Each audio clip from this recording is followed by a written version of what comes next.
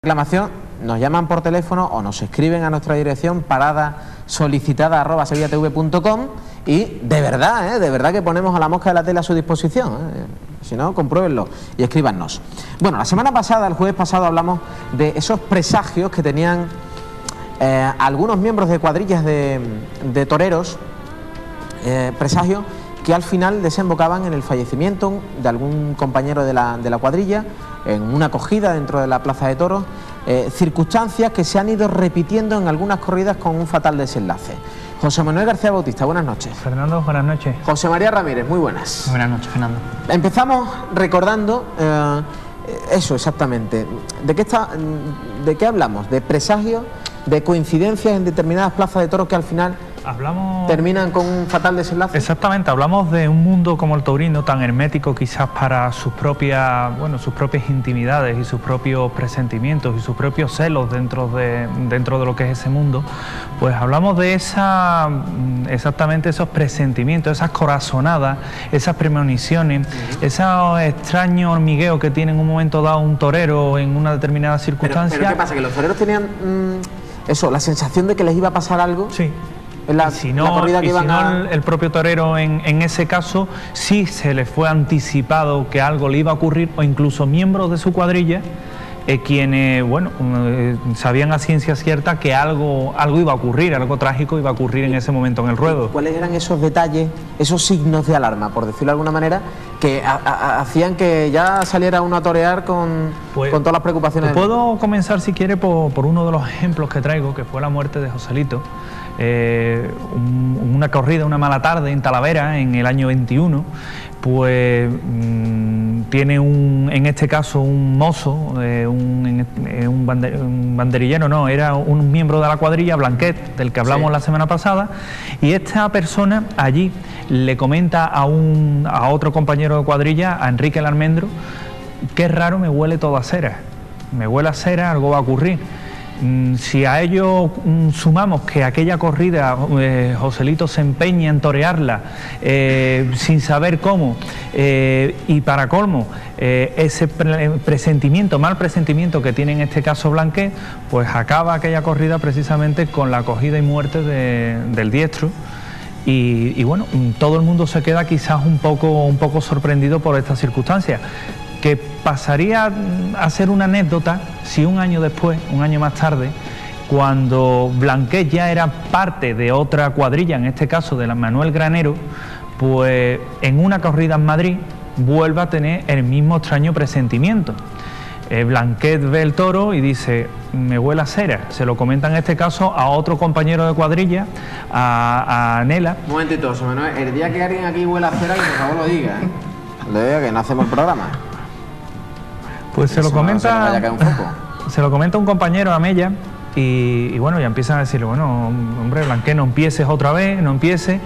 Y efectivamente, pese a que Marcial Lalanda... ¿Pero lo tomaban a guasa o...? No, se lo tomaban en serio. Estas cosas dentro del mundo taurino se toman muy en serio. Se lo vamos a preguntar a Víctor García Rayo. Es el director de toros en Sevilla, jefe de programas de esta casa. Víctor, buenas noches.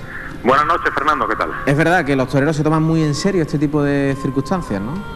Sí, se la toman. Fíjate que los toreros juegan en su profesión, juegan, por utilizar algún verbo, ¿no? Andan todos los días a vueltas con el alfa y el omega del universo, ¿no? O sea, con la vida y la muerte. Entonces es cierto.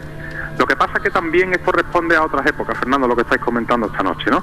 Yo creo que en la actualidad el impacto de este tipo de historias es menor. Han cambiado los tiempos, cambian las circunstancias, cambian las enfermerías. O sea, hablamos de toreros que le hicieron, por ejemplo, varios monumentos a Fleming, ¿no? Tenemos que pensar que antes cualquier cornada menor, que hoy es fácilmente subsanable, te podía llevar a una gangrena y posteriormente a la muerte. Hoy día, gracias a Dios, todo eso ha cambiado y es menor. Pero sí que hay mucho de fetichismo, de pensamiento, de coincidencia, de estas cosas en la profesión del toreo, eso es cierto. José Manuel, ¿no se echó de la cuadrilla a Blanquet? No, al revés. Porque es curioso que a todo ello este hombre, con ese presentimiento de ese olor a cera, que creía que era el olor de la muerte, pues se retira, deja los ruedos, y es Ignacio Sánchez Mejía quien lo repesca para el mundo taurino tiempo después. Curiosamente, en una corrida de Ignacio Sánchez Mejía, esta persona en Sevilla precisamente dice que huele a cera, Imagínate, los miembros de la cuadrilla pues se echan las manos a la cabeza y aquella corrida no pasa nada. Pero cuando se están cambiando, en este caso para salir prácticamente a Ciudad Real a otra corrida, otro compañero lo comenta: ¿has visto, Blanquet, como no ocurre nada? Y en ese momento le llega de nuevo a este hombre el olor ese a cera que concluye con su propia muerte. Y fallece prácticamente allí ante sorpresa y estupor de los presentes. José Manuel, has hablado ahora mismo de Ignacio Sánchez Mejía. Todos recordamos una de las poesías que lo hicieron famoso, Llanto por Ignacio Sánchez Mejía, que decía: eran las 5 de la tarde, las 5 en punto de la tarde. ¿Cómo murió Ignacio? Pues Ignacio murió también en un ruedo. Y quizás aquí se confunde un poco la leyenda con toda esta historia de los olores, porque decían que cuando Ignacio Sánchez Mejía fallece, pues nuevamente ocurre lo mismo. Dicen que él era muy aficionado al mundo del flamenco, de hecho él era mecena del mundo artístico, del mundo flamenco, era una persona muy querida, y cuando acude a un tablao a Villarrosa, los miembros de ese tablao dicen que no se querían arrimar a él porque también tenía ese olor a muerte. Sea como fuera, esta persona fallece y las circunstancias quizás de la muerte de Ignacio Sánchez Mejía se confunden un poco más con la leyenda que realmente con algo anormal, pero es cierto que circula esa historia también dentro del mundo taurino. Víctor, y nuestros toreros, los que están hoy en activo, son francamente supersticiosos, ¿no? Hay de todo. Mira, yo conozco a toreros que antes de salir de la habitación del hotel, o sea, antes, justo en el momento último de salir de la habitación para ir a la plaza, tienen, por ejemplo, la manía o costumbre de dejarlo todo absolutamente encendido. O sea, todo lo que tenga que ver con electricidad, televisión, luces, cualquier tipo de pequeño electrodoméstico, cualquier cosa, todo absolutamente encendido. De hecho, este torero, del que no puedo decir el nombre, es el último en salir, para cerciorarse de que todo queda absolutamente encendido, no quiere nada apagado. Conozco a otro torero que lo que hace para matar el miedo es ver dibujos animados. Te hablo de un torero, de un tío como un trinquete, y se lleva peliculitas de dibujos animados, y él dice que es una especie de recuerdo constante de su infancia, o sea, de querer seguir siendo niño por si le pasa algo a la plaza, ¿no? También conozco a toreros que entran siempre en la capilla, toreros que no entran jamás en la capilla, o sea que en eso hay de todo. Pero fíjate, Fernando, que yo te diría que más que el miedo a la muerte, que estaréis hablando esta noche de la muerte, es más miedo a la forma de morir. O sea, yo creo que al final todos somos conscientes en todas las profesiones de que tenemos que morir. Cualquier ser humano, ¿no? Nacido tiene que morir, y eso lo tenemos asumido. De hecho, a poco que tú mires, que te digo yo, el balance de los accidentes laborales que hay en la construcción al año, pues desgraciadamente fallecen muchísimas personas, desde luego muchas más que en el mundo del toro. Pero yo no creo que sea tanto, fíjate, el miedo a la muerte, sino el miedo a la forma de morir. Y después tienen otro gran miedo, que sería el miedo al fracaso, que es un miedo ya menos físico, pero que es importante también, ¿no?, para los toreros. Pero que indudablemente hay supersticiones muchísimas, muchas sí. Víctor, muchas gracias por acompañarnos esta noche.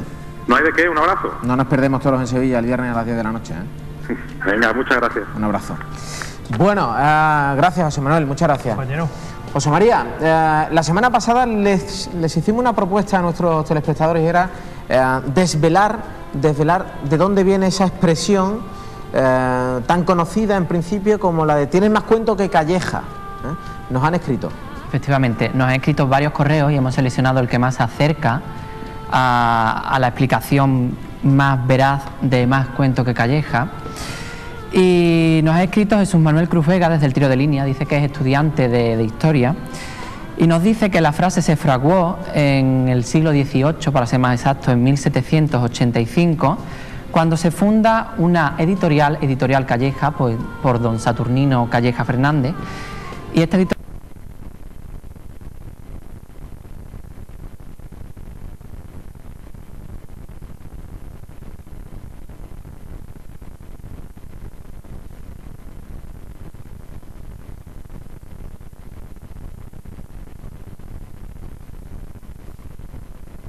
¿Da usted en el blanco?